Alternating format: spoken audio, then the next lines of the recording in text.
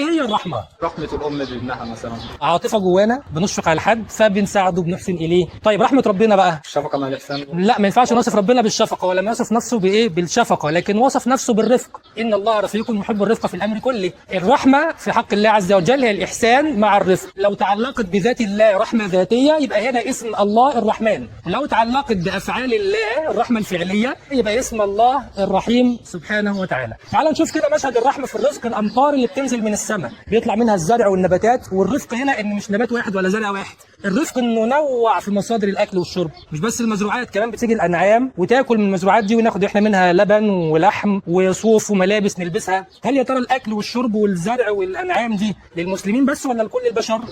لكل البشر، المسلم والكافر. يبقى ده معنى اسم الرحمن. عايزك تتعرف عليه كويس عشان لما تتعرف على الله والله هتحب.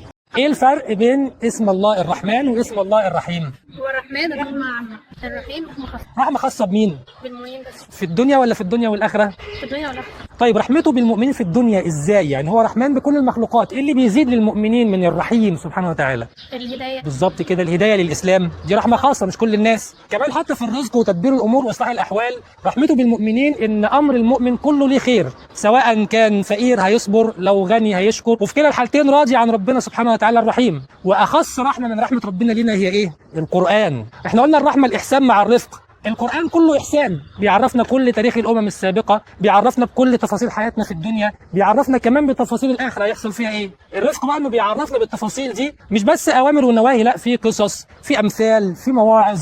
الرحمة الخاصة بالقرآن دي اللي هتوصلنا للرحمة الخاصة بتاعت الآخرة اللي هي إيه؟ الجنة. وكان بالمؤمنين رحيما. ولما نتعرف على الله الله أعلم.